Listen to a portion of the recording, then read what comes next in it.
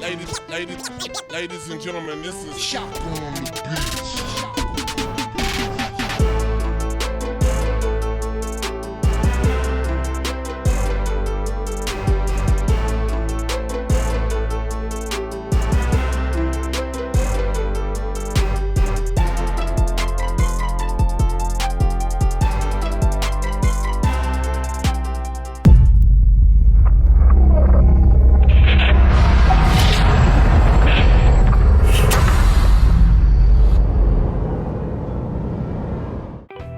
Alright, so today we're installing the Fasty's Garage Lit Inlet tubes, and these are for the 2015 and up Challengers. As you can see here, they have quite a few standard patterns as well as some custom ones that can be made upon request. These are true RGBW, and they're controlled via an iPhone app or Android app, and these have actual white that can be tuned to match your headlights. This install is an easy one with minimal electrical wiring knowledge required. There is one super important point I need to make at the beginning of this video, just in case any of you guys read the instructions like I don't. All the wires have connectors on them except one pigtail on each controller. That pigtail has a yellow and a black wire attached. The black wire is a ground and can be wired to the headlight wire as shown in the instructions, or connected to the body ground. And this wire is not optional. Your lighting will work with the wire disconnected, but you will not get all the colors, and over time it could damage the lighting due to lack of a ground. The yellow wire in this setup is optional, and when connected to the headlight harness as shown in the instructions, it'll perform a switchback function and turn off whatever color that you're running, and then when the blinker is engaged, it'll blink amber in unison with the headlight ring. This kit's pretty awesome and worthy of its price tag. The tunnels are super bright and can easily be seen during the daylight. All of the wiring is covered in a thick nylon sheath to protect the wires for many years of being zip tied up in your engine bay.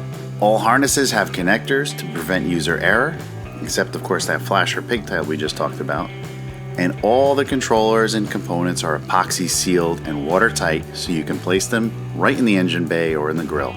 Alright, let's move on to preparation. Before you start, it's best to test everything out.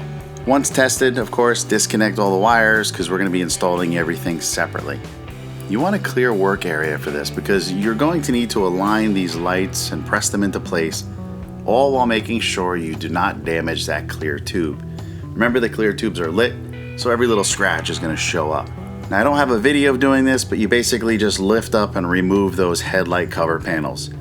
If you have the Mopar hood pins, remove the plates, and also remove the air box so you have plenty of room to work in. If you have not done so already, on all the 2015 and up Challengers, they have removable center caps in the blinker ring. Just reach in from the back and with your fingers push down on the 3 tabs that are inside. The ring easily pops out from the front, exposing the open inlet tube. There's no risk in driving with these open in the rain. I've been doing it for years, and the Fasty's Garage inlet tubes are waterproof. So the only thing that's going to happen is you're going to get some spray into the air box and on the washer fluid reservoir, which can easily be wiped off if you like to keep your engine bay kind of nice and sparkly clean like I do. Now what you got to do is you're going to thoroughly clean these inlets with a microfiber towel. If they're dirty, a little bit of spray detail will work, followed by some isopropyl alcohol to make sure all the grease and wax or anything else and it's thoroughly dry. You want this area as clean as it can be because once installed, it's going to be completely sealed off, but it's going to be visible through the clear inlet tubes. Alright, it's time to start the install. Let's start with test fitting the inlet tubes and lining up the image with the area you want it to be displayed. Please take your time with this step. Once the butyl tape sets, the inlet tubes are not that easy to remove. To start, do not remove the backing on the butyl tape. Slide the tube in up to the tape and then begin turning it until you find the proper space for your image. Alignment is personal preference. For me, I started with the wiring at the top center of the light and the image looked correct with some minor tweaking. Then I went ahead and put a slice of tape in line with the wires so I can easily line it up while I was pressing it in. Once you have your alignment, remove the backing of the tape and press it into place. I found it's easier to press in if you make the tape and the surrounding areas warm with a heat gun on low or a blow dryer on high, and then just apply even pressure on the back of the inlet tube and slowly press it all the way forward, making sure you keep it lined up. Alright, now for the wiring.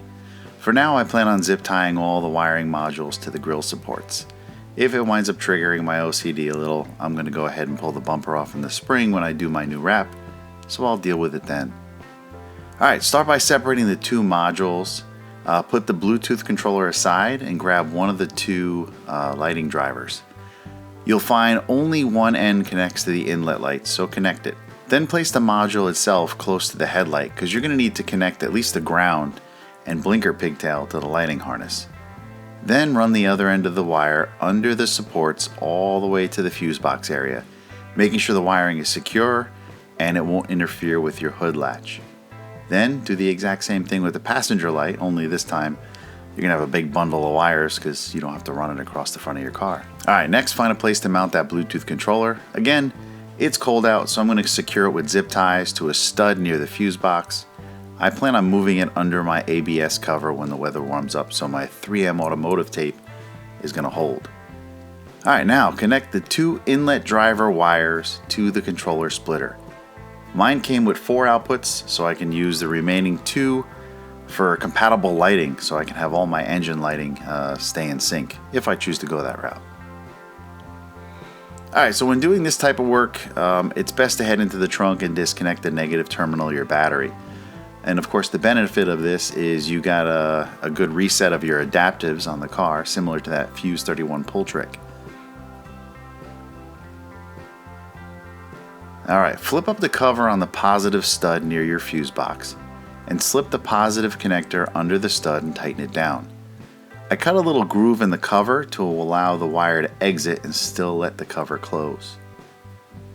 Right near the washer reservoir, you're going to find a nut with a bunch of ground wires attached. Simply connect your ground wire to that stud and tighten.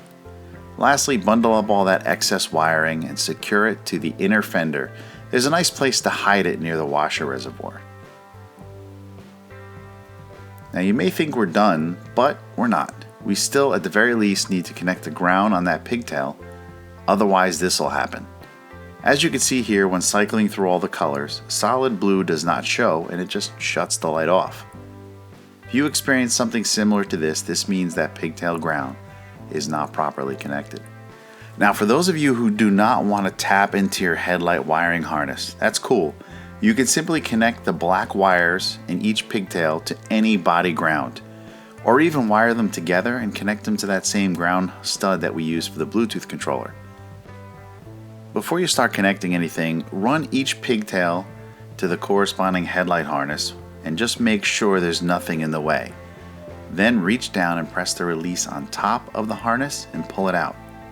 There's enough wire on both sides to pull it up above and allow you to work comfortably.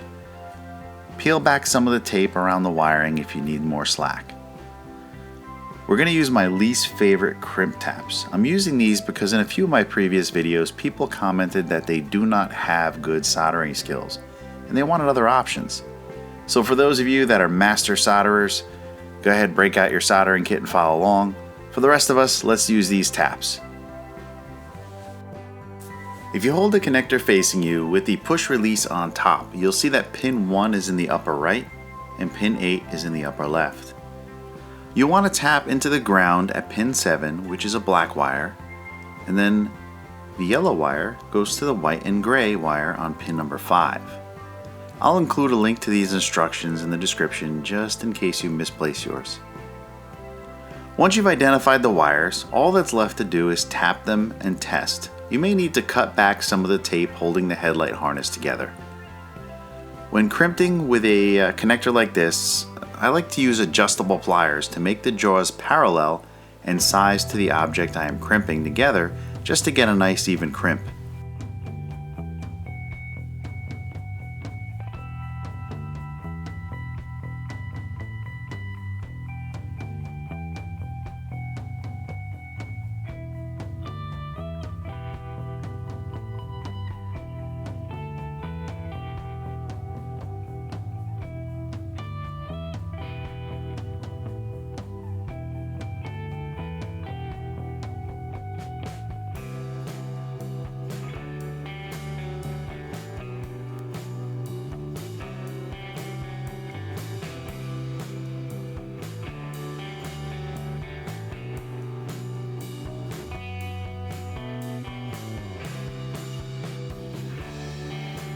When done, plug the headlight back in and repeat this process on the other side. If you guys are planning to make a purchase, check the description below. I'm working with Fasty's Garage to set up a short-term discount. Every time that discount is active, I'll make sure I put it in the description below, right at the very top, so it's easy to find. Alright, so we're using an app. Depending on the controller you get from Fasty's Garage, I'm using the Magic Light BLE. I'll put a link to that in the description below. See if I can show the app and the lights at the same time. So the app itself has a power switch. You can power these things on and off. You can go in and set colors.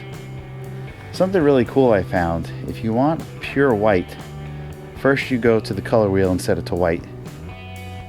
Then you go to the warm and you set it, you just hit that yellow button right there, because this is a little bluish. This warm turns it pure white. You can go into the various settings and change the colors. Now, if you want to do true colors, you got to change it back. You got to go back to the warm, change it to black again. Then now you can hit all the actual deep dark colors. You should go in and fine tune all the colors. Yep, there you go. Beautiful. Now you can also go to do a preset.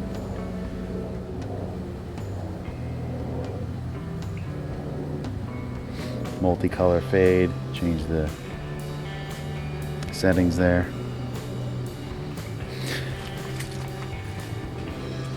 Now for example, let's say you have it set to pure white, and now at this point you're driving along and you hit the blinkers, and then they come back on after that delay. Let's turn the car into the run position.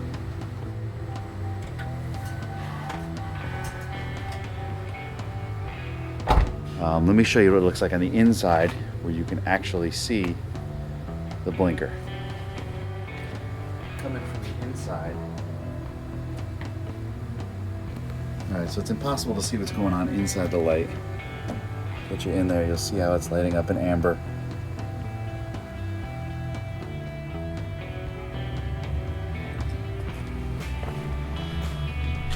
So like here, for example, I want to do some orange lighting to match my accents.